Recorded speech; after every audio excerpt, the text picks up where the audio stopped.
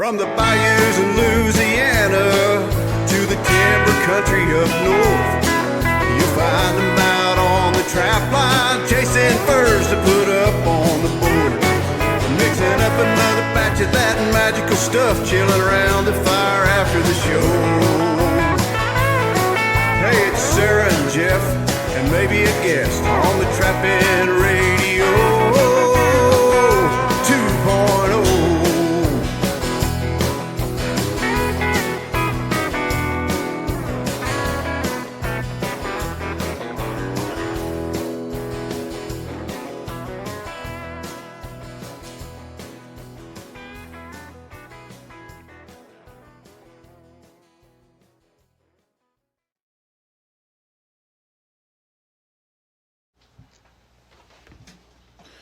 Well, welcome to Trapping Radio 2.0. We got a special guest this week, Ernest Winter with Winter Wildlife Control. And we really appreciate him doing this. And first we'll cover our sponsors. We got FNTpost.com.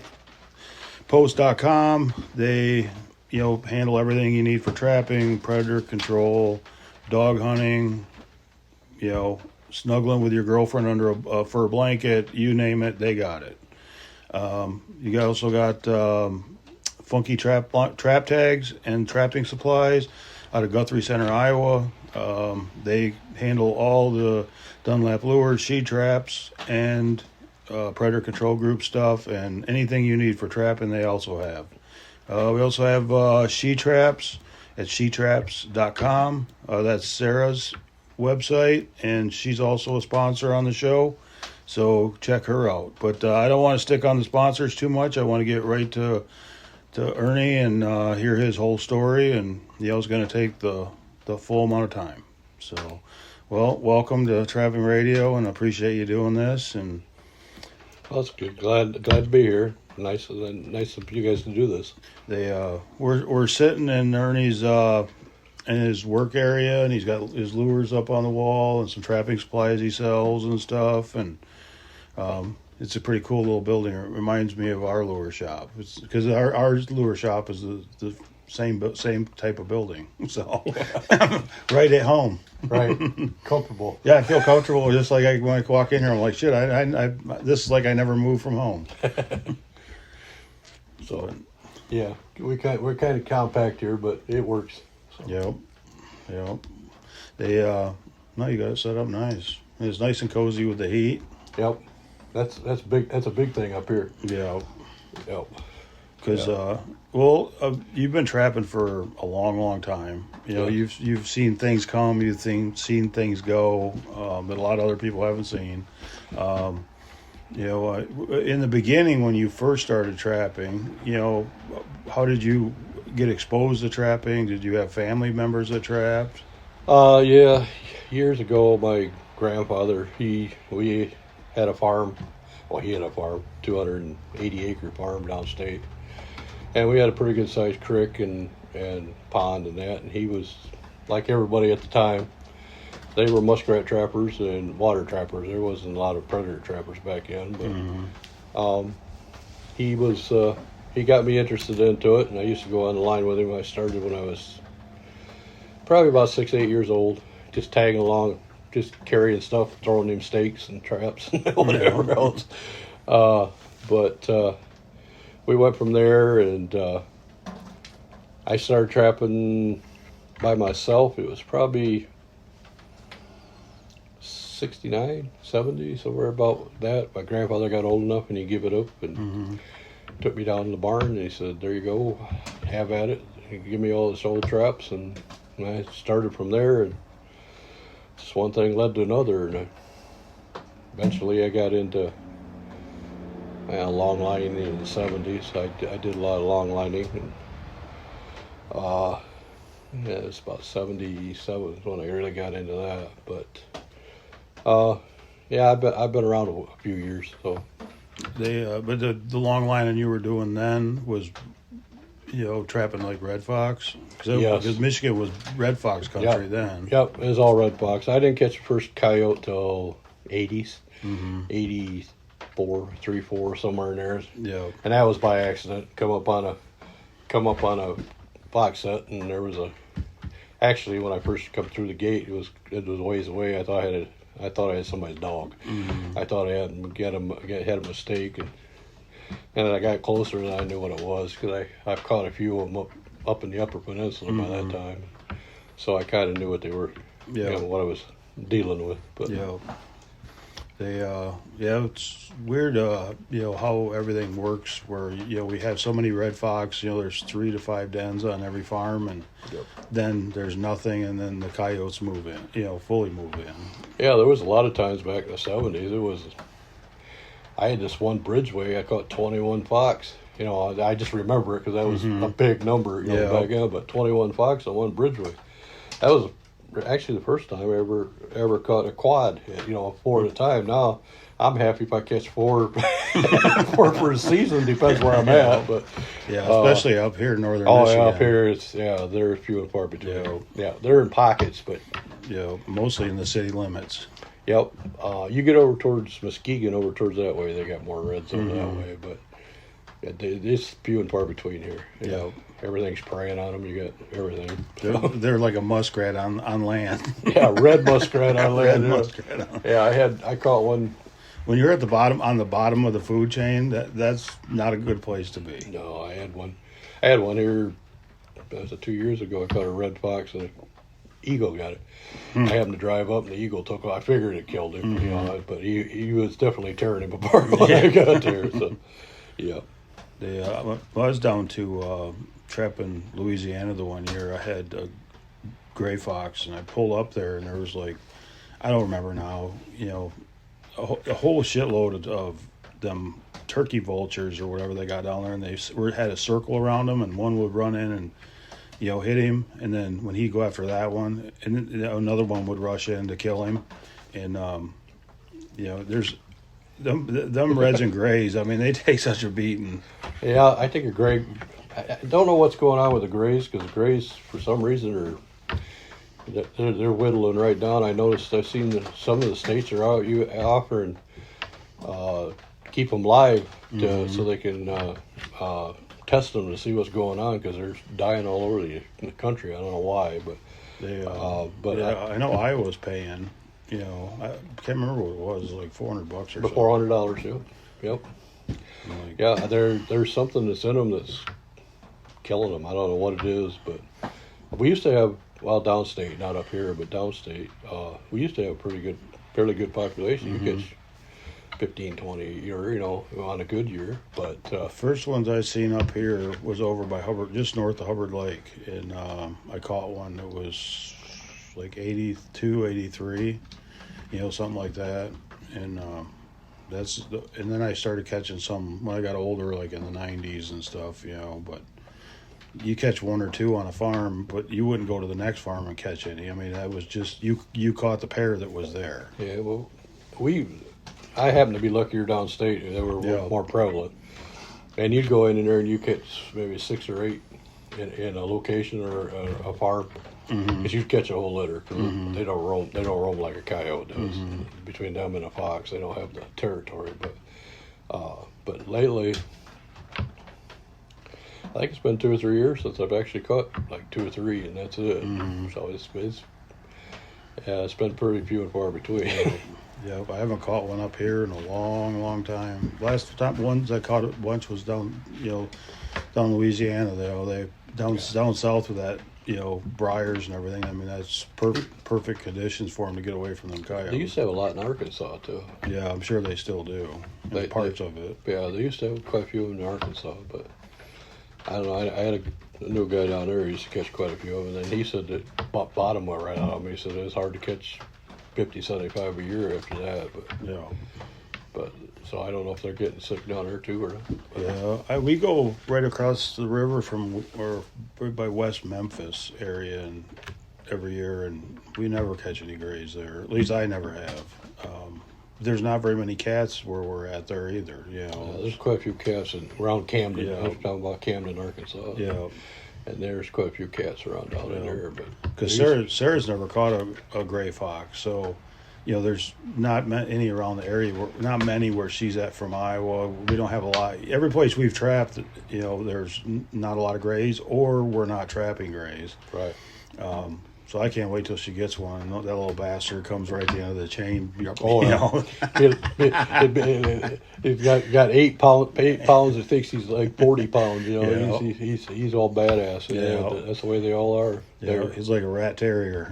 I've never seen one that's backed down for me like a red. Red will kind of cower down. Yeah, but now not a gray fox. They're all business. Yeah. Yeah, they get pissy. Yes, they do. Did you say that they must be all females? Could be. Could be. Jeff said that first. So. I heard it through the trapping grapevine. Did you like what we're talking about the red fox trap? Did you ever get into the bounty trapping? Was that still going on when you were getting into it? Bounty trap. It was in the UP. No, there was still hanging on. That was in the '60s, but I wasn't really into it then. Mm-hmm. I got into the predators in the '70s, like everybody else did, because back in the '70s, fox was king. Mm-hmm. It was unheard of to get $75 to $100 for a good red mid. I don't know, 75, 76, somewhere around there. And that's a real 75 or $100, not like 75 or $100 now. Yeah, because I don't know about your truck, but it won't fill my truck. $75. No. And $75, I could run a week down home with it and pack in. But it was. They were, and everybody kind of transitioned. All the rat trappers went to water, land trapping, and because the rats were still pretty good though back then, considering they were still about what they are now. No, better than they are now. They're $3 to $5 probably in that neighborhood. I remember I trapped with Gerald Hauser's son Jerry, and we caught some in his family pond, and we took him to wherever that first sale was that they had in southern Michigan at the golf course or something. The Spring Valley. Yep, I know what you're talking about. I was probably 8 years old, something like that, and we had I don't know 40 rats, 30 rats. Went up there, and the guy says, I remember it was $12, and I'm like, no, I won't sell. And they're like, my dad says, you better sell. I said, I'm not selling all of them for $12. He said, no, that's $12 a piece. So I'm like, hell no, I'm not. Even at 7, 8 years old, still fighting with the fur buyers. Yeah, that's normal anymore. There was some good years, like what you're talking about. There was that year, 75, 6. I had one of the fur buyers. I went in there and I ran them through the sale, and there was about $55. I think it was a $55, $60 average, and we pulled them because most of them they were getting $70, $80 at least. And Mr. Hendricks over in Leroy. Yep. He come up there and he goes, well, what's it going to take to? And I told him just flat out $75 head count, and he went through them and he did it. He just counted them out and he paid me. I think we had I don't remember 114 or something like that year. We had quite a few reds. It was I don't remember. Did you see him at a convention somewhere this last year? But he's still around. Yeah, he come through the convention and stopped and shook hands with me, and I talked to him a little bit, and he looks the same as he did. Oh, I'd be damned. I mean, because I've only seen him as a kid, so, but he looked exactly the same. I recognized him, so. Yeah, I haven't seen him. No, I'd recognize him because I used to see him. He was dressed the same with that same type of shirt, the polo shirt. Yep. Used to always be out there to Wilder Creek Conservation Club. They used to have it. I think they're still having it. They're back there again now, but they were stopped there for a while. But He used to be out there all the time. I haven't seen him in quite a while.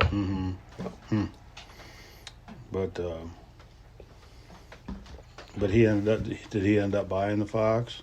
Yeah, He did. yeah. He bought them. He bought them all at. Give me a $75 head count. Just counted them out. I think we had 114 or something like that year. It wasn't. It was okay. We could have. You always could do a little better. I don't care what it is. You could have, but The money's still been gone. right. Yeah, yeah. God, I don't even know where half of it went. But yeah, it's. But then, like everything else, it's changed. Now it's mostly coyotes if you're predator trapping. Coyotes and coon. Yeah, But that's what's in this country. yeah. Few rats. They're not that great. They're not that great. No, yeah, we can. There's I don't know. And there's some of the better ones. Yeah, they're not St. Charles rats. No. You get the ones around here. Down home, first time I trapped rats up here. I go get 30, 40 maybe out of a good marshy swamp bottom, and that's you're doing something up there, 30, 40. Yeah. And down home, you get a good bottom. You might catch 100, 150, 200. I've caught up close to 200. And twice as big. And twice as big, yes, yes. You'd be running, your small rats would be large mediums. It was interesting to me looking at the different rats over the country. Like, I caught rats down to Iowa, but I didn't really pay it. I wasn't really looking at the fur to compare them to Michigan rats. But this last year, I caught some, and I was looking at them. I was like, man, these are really scrubby rats, even compared to northern Michigan rats. And that's what I was thinking. A lot of times people say, well, I'm getting screwed by my fur buyer. Well, if you're in Iowa and you think you're going to get what you're going to get for a southern Michigan muskrat, the fur isn't comparable, Right. And I think of people that haven't traveled around don't realize that. Yeah, I've traveled around, and then I've had some dealings with other fur buyers that I've seen stuff all over the country. You get some. I'll take coyotes because that's what's said. But you get stuff from Montana or up there up by the borders and up in that area of country, and you put that with I'll even take a November coyote and put him with a January coyote here, and it still don't compare. It's still they're a lot lighter. They don't have the dark, the reddish. You can see the ones here. They got the reddish. And how many colors you got here? I got red ones. I got it just ain't the same. You can take them, and they're all pretty much the same. Some are a little bit different, but nothing like these are. But yeah, because you take them two right there. They're end of December, 1st of January coyotes, and that should be the best of the best. And they're not. Yeah, their collars aren't. No, their collars are flat. They're flat. That center spot is always low on them. Yeah. But you don't get that on them. But people don't understand that. That's why they up there getting, not so much now, but they're still getting probably $30, I think. Pretty much around $30 for their coyotes. We're getting 8. Yeah. If we're lucky, 10 if you're really lucky. if you know somebody. So, yeah, it's just more or less you're just doing it to do it now. Yeah. But I've done it so long. The last two I caught in Iowa, they had rubs on them. I'm like, thank God. Don't have to skin them. You ain't got to skin them. Yep. Because I'm like, if I kill something, I, like to, use it if at all possible. But yeah, I'm the same way. But if they got a rub on them, and it don't take much of a rub. If I even think there's a rub, they're getting ditched. Yeah, I'm more lenient with coon and stuff like that because they're a lot easier as far as I'm concerned. But that's why I'm a really good muskrat trapper because I like to put them up. I'll put maximum effort in to catch them because I can carry like 10 of them at a time. Yeah. I know you find that hard to believe that I could actually do that, but I can. I've come down to waders, have them stuck in my waders, tails hanging out. Try that with some coyotes. Oh no! See, that's why muskrat trappers. I mean, they should be the kings. They used to be for years and years and years and years. That's and coon trappers. Coon trappers were where the money was at for years and years. It wasn't coyote. All the coyotes are about like they were back when I started back in the 60s. Yeah. The first coyote I caught was 70 or 80, I don't know, 2, 3, 4, somewhere in there. Mm-hmm. I took him to them. Nobody even buy them. Nobody would even, because they didn't have nothing matching with them because they were so all over the place, for color-wise. And I think I sold them for like a novelty type thing back in because I couldn't, no fur buyer would buy them. No. Yeah. So, but now again, it's getting rough, but up to the last year or so, it's been pretty good. The last, 10, 15 years. Mm-hmm. Yep. Yeah. Yeah, the only saving grace on these coyotes here is like them red ones, the tannin and the taxidermy trade. That's where they're going. I got them spoke for. I got 4 of them. You probably could have them tan, put them on eBay, and put like monster red fox and stuff. Oh, I got a couple here that would go pretty good as a monster red fox. Yeah, that one right there. That one looks like a red fox. Yep. It looks like its baby is over there by it. There's a red coyote, then there's a red fox, an actual red fox, and it looks like it's mama and baby. Like you killed the whole litter. Yeah, I've been. And that's a decent red fox too. Yeah, we're up here. They got that. They still got that collar, that light collar on them, but on the sides.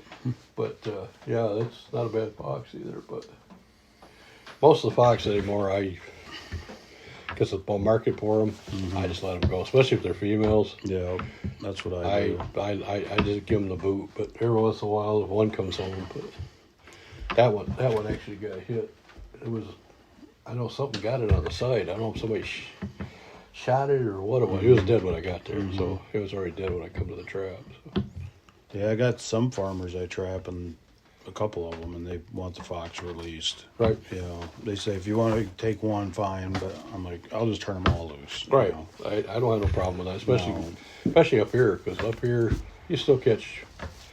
I don't know. I catch 3 or 4. I didn't really set that many traps the last couple of years because I think I set 20 some last year. I think 17 this year. But you still catch 30, 40 coyotes. Yeah. That's still a hell of a lot of skinning. Oh yeah, that's still a hell of a lot of skinning. I'd rather do. I probably could do 5 to 1 on fox to coyote. Fox, but like I said, there's not. When you start talking, maybe $10 on average. Let them go because you're only going to catch, like I said, half a dozen or so. Yeah. That was a good year, half a dozen or so. Yeah. But.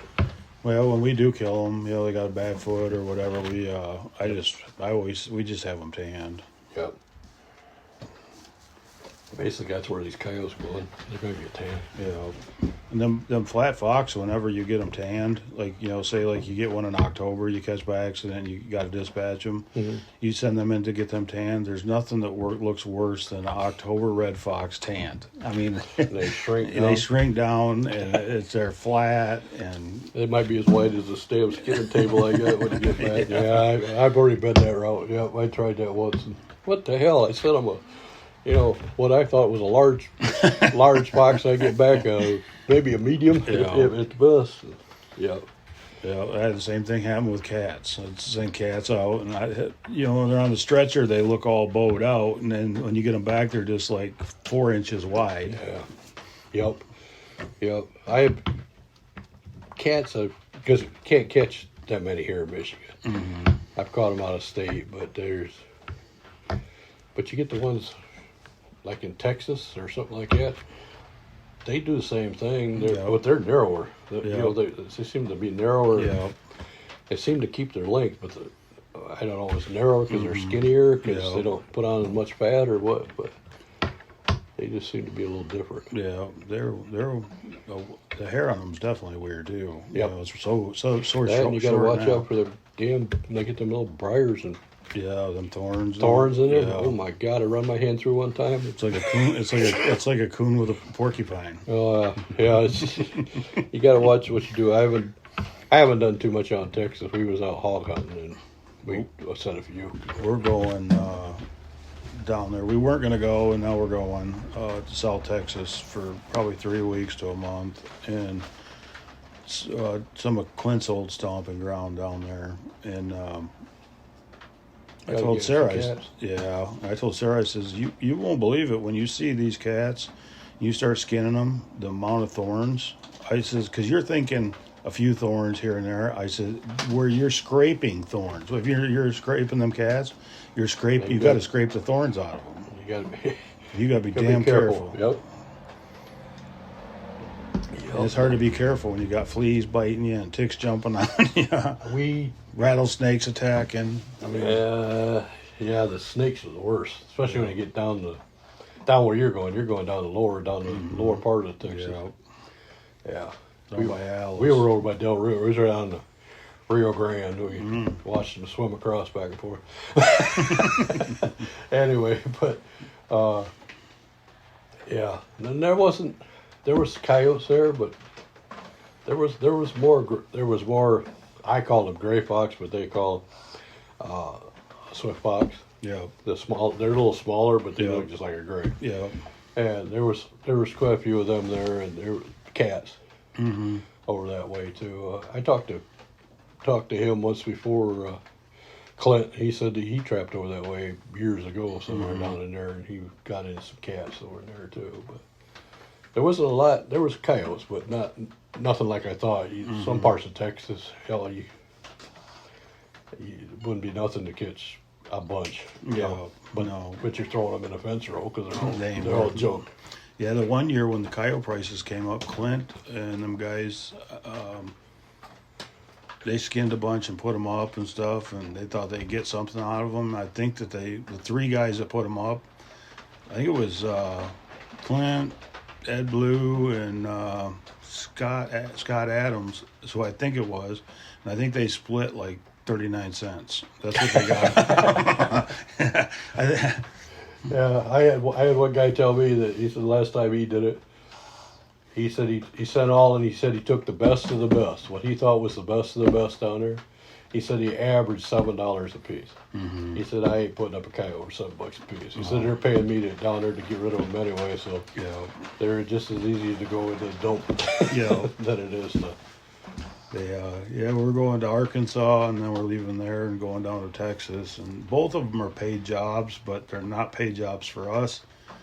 We just, they're friends, and I just tell them, I'm going trapping somewhere, and if you got someplace I can go trap, I don't care. You keep the money. I don't care. I'm going somewhere. So if I can trap somewhere where there's a lot of shit, and you're making money off it, and I can help, great. Yeah. I got a bunch of relatives that live in Arkansas, but I've never trapped it. I've never trapped Arkansas. I got people that live in Biola and Salem, down in that area. Yeah. But, which is not too far from the Missouri line either, so. Yeah. I like Arkansas. I mean, Louisiana is probably my favorite state to trap, but, because there's no laws down there. Yeah. I mean. Yeah. It's not like Michigan. No. Yeah, they got a law for everything. Yeah, they only got 2 laws that really down there is you got no teeth in your traps and a 24-hour check. Yep. And I told Haggerty, I says, they got 2 laws in this state and you still break one. We ain't got no teeth in our trap. Yeah, that's this state. They need to think more of the trappers, I think, because they keep making laws and laws and laws and laws. It's getting harder and harder and harder for a guy to, like what I used to do and what you're still doing long lining and stuff like that. You just, heck, back when the coon market was good, we used to run 220. Well, 220 is my favorite trap for a coon. Yep. I wouldn't I got nothing against DPs and all that, but if they give me it'd be a DP, it'd be a 220 and then a lake hole, because I set trail sets or I'd set. Yep. But the Conibear's just as fast as I. Matter of fact, I think it's faster. Because I'd go out and I'd have the trails preset with the stakes, the stabilizer stakes, and I had the chain and I'd throw the trap off the side. And I'd just pop in there, set them, cover them up a little bit, and gone. Yep. And it was. I kind of can understand on state ground because you guys gonna catch the guys out there with their dog running around, stuff like that. I can understand, but private ground and. Most of the farmers, once you get rid of them, they don't care how you get rid of them, just get rid of them. Yeah. Because there's so many of them anymore. But Yeah, it's like they went with the two. They started off with on the federal ground because we do always trap a lot of federal ground down around Glenny and stuff. And they went with the federal ground and took a state public ground. You couldn't trap with 220s. They had to go with a 160. So everybody's like, okay, so we sell our 220s, buy 160s. And then they go a few years later, you can't use the 160s anymore. It's going to be 155. And I bought a few of them, and I'm like, shit. forget it. Yep. Yeah. I mean, can you catch something in them? And you'll have guys that'll listen to this and say, well, I use them. I'm not talking about catching 3 coon. I'm talking about going on a wholesale slaughter, right. With 155s, and you're going to take the time to block all of them down when you were used to just setting them in the trail, pulling a couple weeds over the top of a 220. And go. Yep. Yeah, I totally understand it. It's night and day. Yep. But no, I agree with you. 220s are king for coon. I sold most of my 220. They're more sensitive, especially when they even outlawed them on private land up here. So they went with state land, and then they did away with it on private land. I was told the other day, I haven't really looked into this, but they said now they go from the pin points. They used to go from corner to corner, which they were oversized. But if you go from the rivet to rivet point where the springs are at, you're at 7 inches on most of them. There might be a couple of them out there that might be a little goofy, but if they do that, then I guess you could use them on private, but they got so many cotton picking coon anymore. They're getting sick now. I've had all kinds of people tell me downstate that they've been finding them laying around the trees, dead trees and stuff like that in the summer and stuff. So yeah, that's how it was down to Iowa. We were finding dead ones out in the fields and underneath dead trees, and it's happened before. Market goes to heck, and I don't think anybody's coon hunted in years. There used to be every tree had a coon hunter, especially downstate. Yeah. I used to have them guys come up from Indiana and Ohio. I'd run into them, Indiana and Ohio coon hunters up there when I was trapping it, because they were right there on the borderline. So, but I don't see anybody doing it anymore. No, mostly when I hear anything about coon hunting, it's all competition hunting. Yeah. I'm not in that world anymore. I used to run dogs. But I had a blood transfusion and got all the dog shit out of my blood. So, and I didn't like going out at night. I can't see. I can't see for shit at night. And the older I get, the least I can see. I still see better than Locklear can at night, but I mean that's like saying you can see better than a blind man, right. Because he can't see shit at night. Yeah, I used to run hounds years ago, but I didn't. I ran them for a few years, but then trapping took over. It's like, what are you gonna do? You're gonna run 12, 14 hours a day running traps and come home running dogs. Yeah. So, no, but just never really was my thing. No, I really liked running cats with them. I'd say if I had to pick one thing I liked, it was running cats. Running cats. Never was, super successful at it. I killed some cats, but it was mediocre to shitty, Yeah. At the time, we thought we were awesome. Right. But in reality, we were mediocre to shitty. Right. At best. Yeah, that's At worst. That's something I've never done. I've never run cats. We used to run every once in a while down home. We used to get with the dog hunters, and they'd run fox, and have like 10, 15 of us meet for breakfast, and we go out and run fox, and we'd end up getting 2 or 3, you know, Yep. shooting them because there was quite a few fox back then. But that's about the only thing I've really run with dogs other than coon. But No, that'd be fun to go do that. yep, you'd be surprised them fox would be running a ridge line and they sit down because if they're getting too far ahead of the dog, they wait for the dogs. I said, I don't know how many times I see that, and they be because we was using shotguns because down there you can't use rifles at the time during daylight. They'd be out there, they'd sit down there in the snow and they'd wait for the dogs. You hear the dogs way off. They get a little closer. Next thing you know, you see the fox pick up his head and take off. Wait for the. I used to get a kick out of that. Huh. Haven't done that in years. But used to hunt mink too once in a while. Did you? Yeah, I used to float the river. There's a big stretch of Kalamazoo River down where I lived. Used to live. And you get a snowy day like this, snowy blistery day, just float down there. We used to shoot 1 or 2. Shoot 1 or 2 mink. Just walking along the edge? No, just floating a boat. No, but I mean, they were walking. Oh yeah, they were going up and check their routes, and, you know, just doing their thing, and just go down through there. Get a really snowy, flippy day. You fly about 5 to 8 miles of river. We float. Just go down through there and shoot. You usually got 1 or 2, but that's been a long time ago too. Haven't done anything like that in a long time. Back in the day, you could make a good wage doing that if you get 1 or 2 a day. You know. Well, my grandfather, that's why he used to trap rats and mink, because mink, you catch 1 or 2 mink in a week, and you damn near making what wages he made in a factory.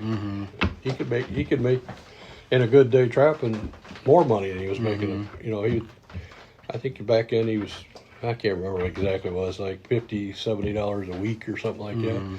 You know, and he could, one good day, he could make that trapping. Yeah. Well, now the skunk trappers are the real kings. You know, I mean that's where I mean, Yep. It has took 100 years for the skunk to come back, but they stuck in there, and now they're number one again. My grandfather told me way back, they used to dig them.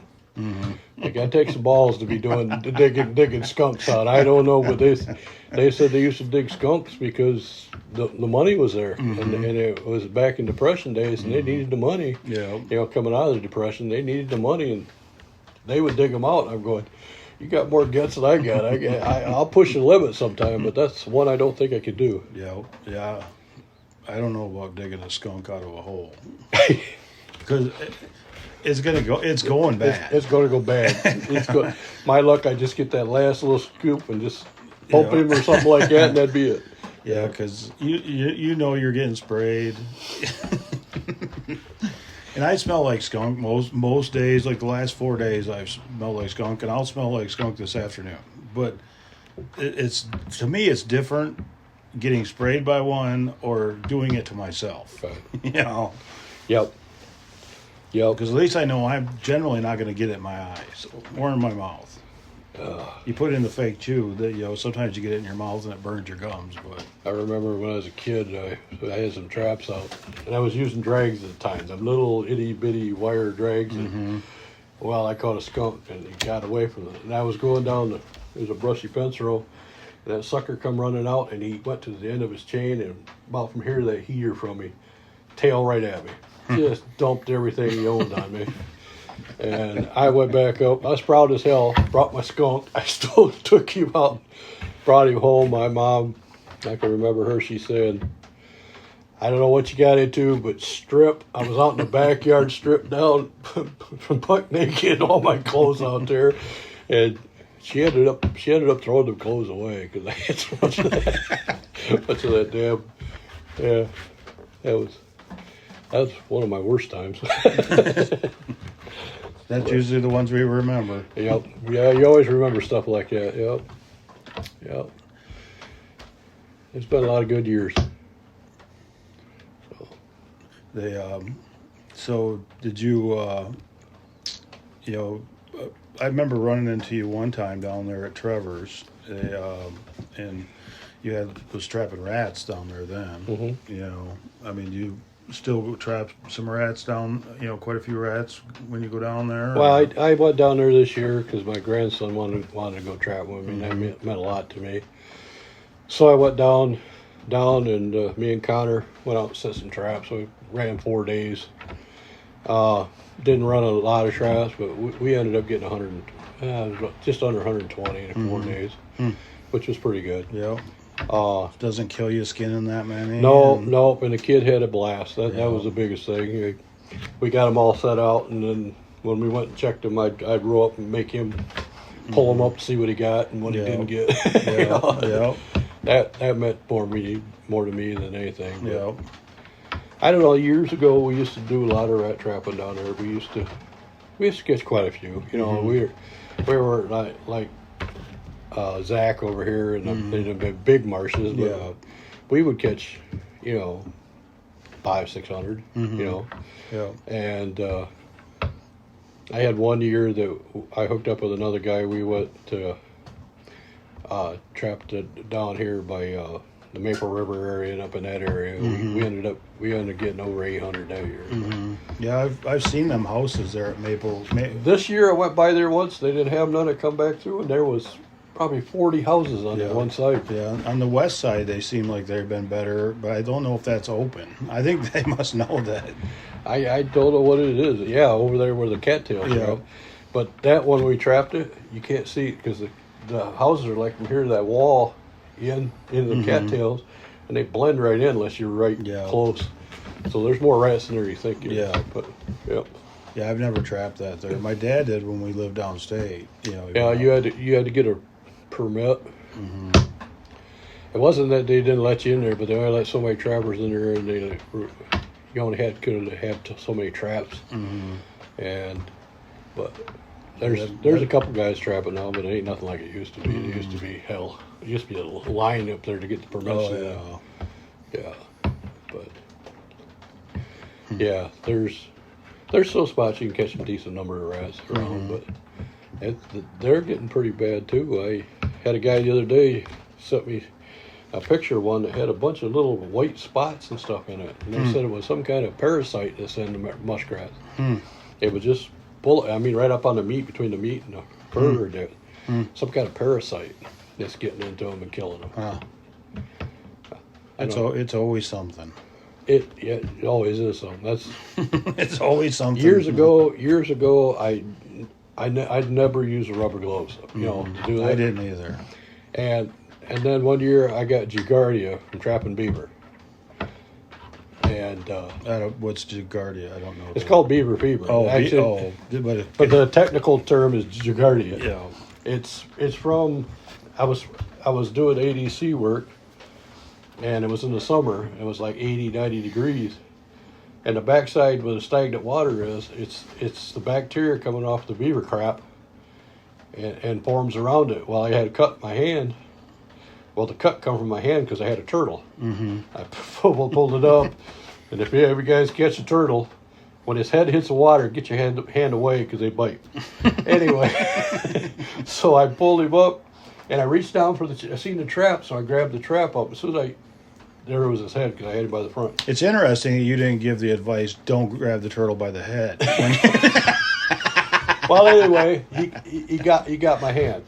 Well, my daughter happened to be with me, and she was freaking out because I even had blood everywhere. Yeah. And so I'm washing my hand off in the water, and I got the trap reset, got rid of the turtle, and you do that stupid shit. You wash your hand off and you put it up on your mouth, try to get that thing. You hold the scab meat over to the top, try to keep it. Well, that's what I did, and that's where I got it. And the health department called me, and where you been? Where you been eating? Where you did this? Where you did that? Because it's a bacterial type thing. And that's where it all went back to. Went back to trapping beaver. Got that Giardia. Where you were washing your hands in beaver shit. Yeah, and you don't want it because there's between 3 to 4 weeks you have diarrhea. You can't get rid of it. And they give you these 7 pills. You take the 7 pills. After that, they can't give you any more of that because I guess the pills would be worse. You should patent that, the Giardia diet. Guaranteed to have you'll lose 10 pounds in a month. You'll lose at least 10 pounds in a month. Yeah, yes, you will. So I guarantee you somebody would send you money. Probably. You'd probably be surprised how many people would buy into that too. It'd be the new rage. Yeah. Forget Atkins. Here, Yeah. try the Giardia diet. Yeah, it was. Yeah, that was bad. Like I said, a lot of years running, and a lot of years running into stuff like that. But Yeah, anymore. Same with as you.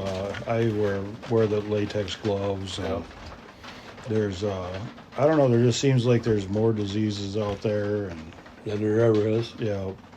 And when I really started wearing them is I ran into two different lure makers that they had cuts, and they both ended up in the hospital getting blood infections Yep. off of red fox glands. Yeah, that's another thing I do because I will do the bait and lure business here, and I really started watching what I was doing there Yeah. because basically you got so much rotted material that you're All dealing with. that bacteria will kill you. Yep. So you don't. I don't take any chances like I used to. But, No. But before that beaver incident, I would skin barehanded. I would do all that. You know. No, we did that too. But after that, nope. I'm done. Yeah, that's how I am. Yeah. Suit up. Yeah. Yep. Practice safe trapping. Yeah. Yep. It's We had a young guy working. He worked for us, and he's always talking about his women and stuff. And we always got them latex gloves around. I threw it down. I told him, "You better take this with you." I says, "That we call that the revolver. So you get 5 shots." yeah. Yep. That's pretty bad. They, Another story, but I'll leave that. I won't say that. So, like, we still got some time left. So you went through the trapping and everything. I mean, when did you start, making lures and, doing all that part? Well, back in the 70s again, late 70s, I took some instructions from some fairly big name guys back in, and they give me a couple lure formulas and stuff like that, Mm-hmm. and I started playing with that and started playing with this bait and lure, and by 79, 80, I had a little shop like this. It was called Rice Creek Trapping Supply. That I had a few lures, and then I sold some other guys. I sold some Hallbeckers and Biermans and Dailies for the guys that probably don't even know what that is anymore. But The New York guys know who Daly is. yeah, and I was selling that there, and I used to have a fox ranch too. So I used to sell a lot of urine. I used to sell to a lot of the trapping supply place. I sold buck stop lures down at Niles, and did that too. So I was into all that, and so I had stuff to do it. I had box glands. I had all the other stuff to do it, and I started making it. And it's like anything else, trial error. Some of them I tried wasn't so great, and some of them was okay. But after 6, 8, 10 years, you got pretty good line of stuff that works pretty good. Yep. And I've been doing it ever since. I stopped in about 86, 87, the market took a dive. Yeah, 87. Yeah, somewhere in there, it took a dive, and all my eggs were in the same basket. I was ranching fox, I was fur trapping, but there was no money in either one. I mean, it got to a point where you physically couldn't trap enough fur unless you had a gig for somebody paying you to do it or something like that. Yeah. Just like it is now. Or live market was big back then.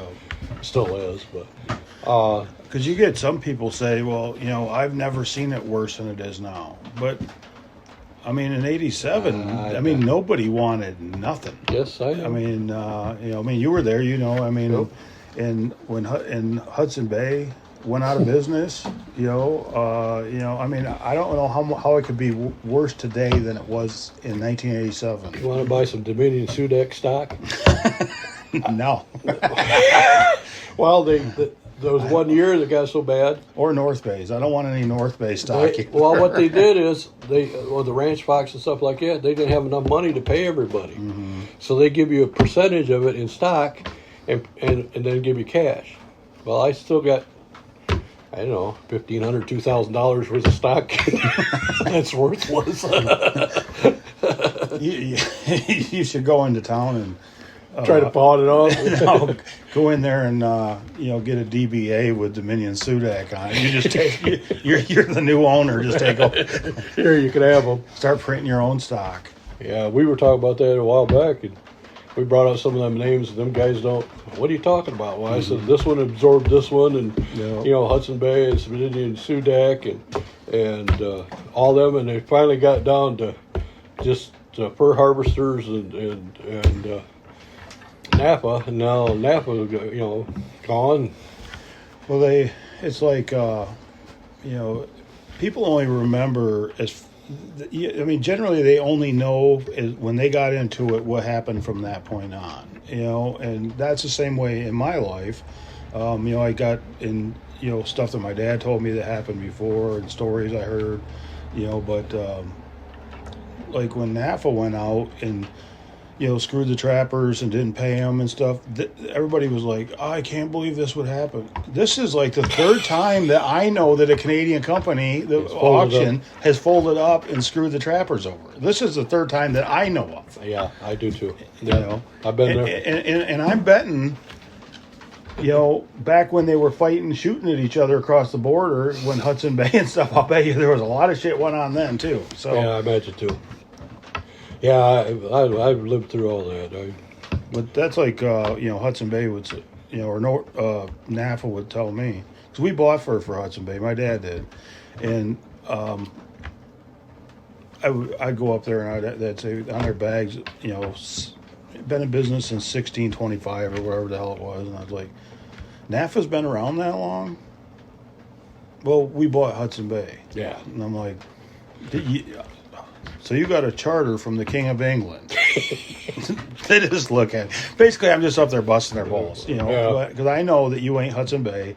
Hudson Bay's, you bought their building. And if I go buy a building that McDonald's shut down, that doesn't make me freaking McDonald's, and they just never was Hudson Bay to me. They didn't have the power the Bay had. The Bay controlled everything. Right. Yep. Yes. I don't know. We kind of got off there a little bit, but like I said, I quit in the 70s, and I started selling bait and lure to other supply dealers, but I didn't put my name on it. I sold in gallon jugs and stuff like that, and they put their name on it. Yeah. I did that for a lot of years. So I've actually been in bait and lure business since the late 70s. And then come about 90s, it kept growing and kept having people come to the house and wanting to buy more and more. And then so I started selling that again. And then my wife, she told me that one time that you're selling it anyway, you're getting close to retirement, so bring it back out. So 10 years ago, I went public with it. Yeah, it's been about 10, maybe 12 years ago. I went back public with it under Winter Wildlife Control because I was doing animal control work. So I just kept the same name and everything to save money on that. Save money on all the other crap you got to go through. And we're here today still doing the same thing. Yep. Yep. Yeah, because it's got to be 10 years because, it was the first time they had the convention in Lima. I remember talking to you. You and your wife were walking into the building and I was walking out, and I remember... You was eating a hamburger. I asked you, we got some food to eat. Yep. Yeah, Andy Weiser was set up right on the end of the building. Darren Freeborough was down in that building. And, Yep. Yep. Yeah, that was quite a few years ago. Yep. And I started bringing it, like I said, I brought it back out, and it's been growing every year. I'm even surprised with the market the way it is now. We're still selling quite a bit. So. Yeah. It's a fun business to be in, but it's it's tough to be in, Oh, because yeah. of, it's in this business. It's real easy to make enemies you don't even know you're making. Yeah. And, Yeah, that. and Yeah, that too, and there's the ego problem. it's bad with that. I've got to, and the people that don't just go to conventions, they think there's a lot of ego. There's a lot of good lures out there. I'm not Absolutely. I'm not saying mine is the superior. I'm not saying there's good and better out there. Yeah. But everybody seems to use it. They keep coming back. So, and like I said, like I said, 79. I've been selling. I could have sold it if I knew about the internet and used the internet and stuff the way it is back then. Yeah. We'd have been a lot bigger than what we are. That's I'm old school when it comes to this technology stuff. Yep. Yeah. I'm surprised they don't have a dial-up cell phone. It's not a rotary cell phone, but No, you're right on the average person doesn't see the ego problem. I think in the trapping, the people, especially like in the lure business, draw a lot of their self-worth from their product. And there's stuff that I'm emotionally, like Big Pile, my beaver lure, that one means the most to me out of any of them. But it was the lure my dad came up with. We spent a lot of time together using it. Yep. So I could see why somebody would be, but but I think that even with the catches, and if you sell more than some of them, they get upset, and you see on Facebook all the time, somebody will have a buddy and they'll go, like on the attack against every other lure dealer, on there, Yep. and Yep. it's a fun business. I've had a good life doing it, some of the funnest times of my life, but it's also been the most freaking aggravating too. Oh, it can be. I'm at the point in my life now, and that was in the past. I'm at the point now, I don't give a shit. If they want to go badmouth me, do it. I really don't care anymore. Right. And I'm not fighting back. I got nothing to prove. I'm just gonna go have fun, Right. The same as you, and live my life. Yep. I got more important shit to go on. Yep. Same Me as too. you. I know you do. Yep. That's like the last few years. It hasn't been about numbers. This has been about doing it. Yeah. And like that, my grandson, stuff like Yeah. that means more to me. Him pulling a muskrat up, Yeah. that's more than 100 muskrats to me. That's Yeah, because you caught 100 coyotes for years, and I'll bet when you caught the 100th one, it never was as good as your grandson pulling up that muskrat. I got pictures of my grandson Yeah. in my little catalog I got there. He's sitting there. I can tell you this. I got him a BB gun for Christmas. So he wanted to go coyote trapping with Grandpa, because he used to call me Thursday, Friday night before school, after school. We go and trapping this weekend, and he'd go run with me on the weekend. We had his BB gun out there. I'm back in the truck, getting my handgun. He shot the coyote with the BB gun. That coyote went just berserk. And I'm going, hey, wait a minute. And he comes back to me and he hands me the BB gun. He goes, Papa, I need a bigger gun. There's little stuff like that I remember. Yeah. Yep. Because Papa, I need a bigger gun. He was going to put that coyote down there and go, I said, all you're doing is pissing him off, boy. But I like watching it. Yeah, it was funny. It was funny. Yep. Yeah. No, that's the stuff that matters. And I think as you get older, you realize that. Yeah, I remember the first mink he caught. Took him down the creek bank. This one spot, I always used to catch a mink there. It was a root spot. It was there. I trapped it forever. So I took him down there and he made the sets. I set traps for him because he didn't have strength enough, but it had him do down there. And it just happened to be that weekend, and he went down there. He had a mink. Yeah, I got a picture of him too. He's holding that like, he goes, this thing stinks. They stink. This thing stinks. They go, yeah, he stinks. Wait till we graduate you to weasel trap, and them really stink. Yeah, get you up to skunk trapping. Yeah.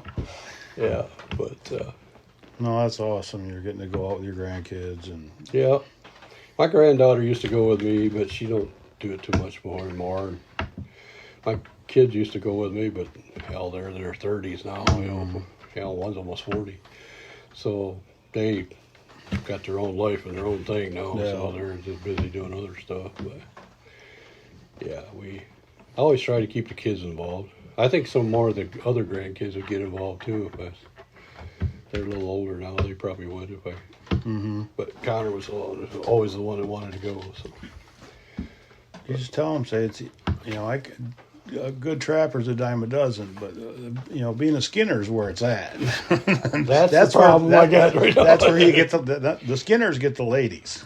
He'll comb them. He'll comb them and do all that, do the prep work, or help me take them off the boards. But that skin and stuff, he's not too sure about that yet.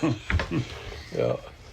You just got to get a little bit older, and you throw the ladies. Well, you throw money incentive wise at him. I think he probably would do that too. Because you throw money at him, he's money changes everything. Yeah.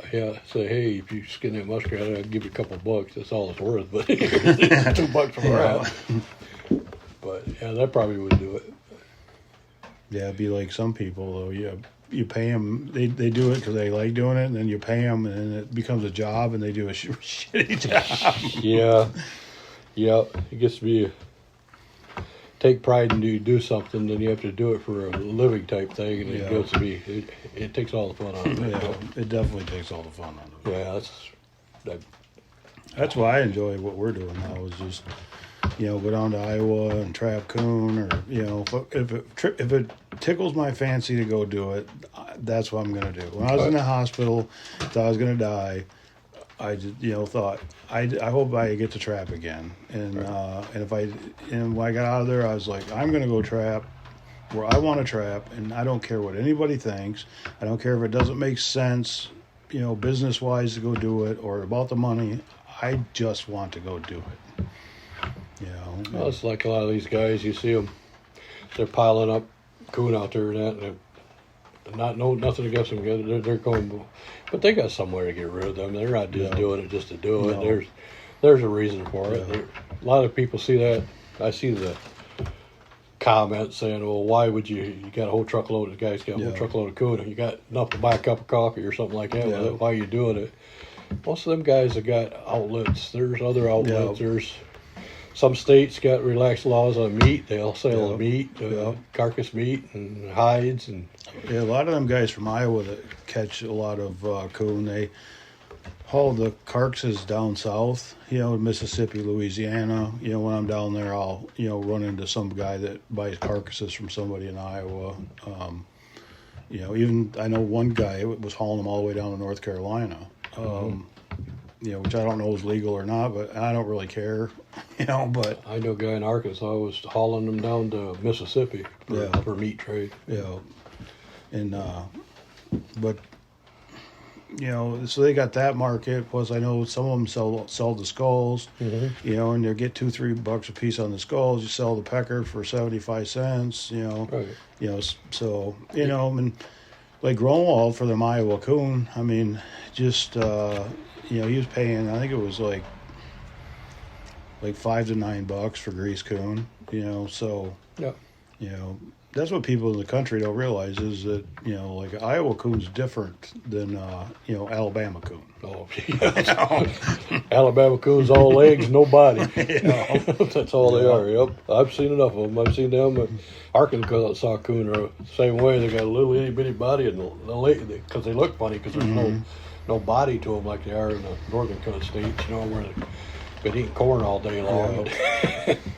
But them coon down to Iowa are some mean son of a bitches. Like, I'll take and shoot one here and shoot it the same way down there, and then he just stands there looking at you a lot of times. And I'm like, you got to be shitting me. And it happens I don't know, if they have more calcium for a thicker skull. I'm not sure, but them are some hard dying son of a bitches. You know, I don't want to be attacked by them.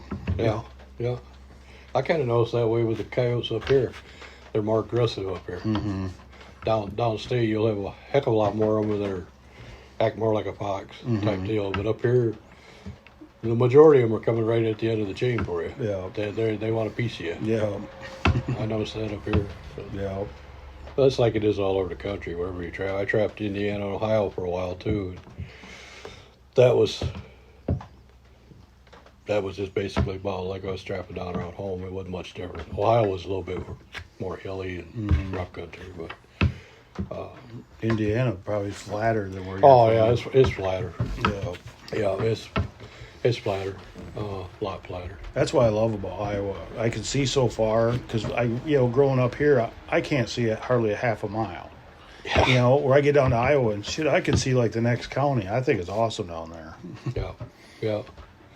And I kind of like the idea we were talking earlier about right away on the roads and stuff like that. Yeah. You don't have to That's my kind of trip. really deal with a lot of people's interaction with the farmers and stuff like that. No, and they and most of them, you get once in a while you'll get an asshole one, but most time them farmers want them coon killed, and if you say, hey, I'm just trapping in the ditch, I'm not going over on your property on the other side of the fence, and you don't have many problems. I imagine you get a few of them too. Say, why are you doing that? Well, you come back and do this over here. Yeah. You get a lot of theft down there. We didn't have anything stolen. I wish that was the way up here. Yeah. But a lot of them are side roads where people are going, and they're not slowing down, and I think if raccoons were $40, somebody see one on the side of the road, I think they stop and That's the shoot way it it. is. That's the way it is anywhere. Yeah, I don't care what it is. Yeah. The theft always gets worse as the price goes up. Yeah. Yep. But you see coon run over on the road, and I thought, I'll stop and get that one on the way back, because it was kind of off on the shoulder, and I'd stop 3 hours later and stop and pick it up. So, they don't even stop and pick up the roadkills anymore. Right. There's nowhere to sell them, really. Right. For the average person, they're not going to drive to Gronwald's meeting spot and skin it and do all that. Yeah, they probably don't even know who Grinwald is. No. Thank God I can still get them roadkills. They're still... Used to be when it was years ago, every town had one or two buyers. Yeah. Well, when your dad was buying down there in Gerald Hauser, that's the first time I ever met your dad was down at Gerald's. Oh, was it? Yep. I went down there and saw him some coon. I don't know if they were buying together at the time or what, but on and off. well, I went down there to sell some. Me and another guy went down there to sell some coon, and that's when I met. That's the first time I met your dad. Mm-hmm. I don't know if it was you. You got a brother too, don't you? Yep, 2 brothers. There was we was over there in Jackson at a fur sale out there by the golf course. Same one. I can't think of the name of it, but I know where it was. Mm-hmm. And it was either you or your brother was with your dad, because you were. Yeah, it would have been me. Yeah, you guys were up there because everybody talked to your dad when he was there. He was kind of like the magnet. So yeah, either him or RC once in a while or somebody. But yeah, I say RC anymore. Most people don't know who I'm talking about. No. No. But Larry Rutherford, I Yep. don't know if you remember him. Yep. I used to know him real well. Yeah, well, Larry, he was a good box trapper. He was a real good box trapper. Yep. A lot of them guys. What was neat about when they had the convention in Kalamazoo, a lot of them guys were still alive. Yeah. They could still be now, but but then they were alive, and they'd come by the booth and introduce themselves. And I didn't necessarily remember all of them, but I knew the names. So it was interesting. They'd tell me stories about my dad, and so it was pretty fun. It was up there, R.C. Smith up there.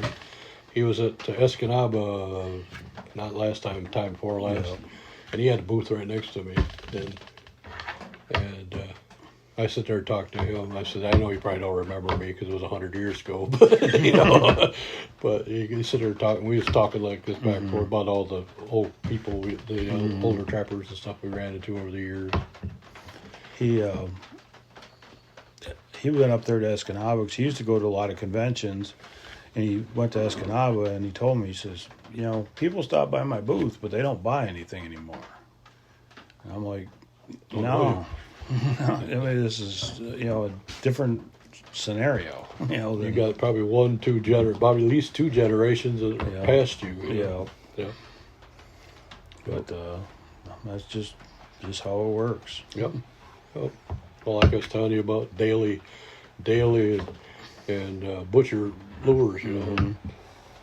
They don't know I don't even know if they got them out anymore. You can buy daily or butcher lures anymore. Yeah, I don't know. But yeah, it's time just passes by, and one guard goes away, the new bunch come in. Yeah. yep.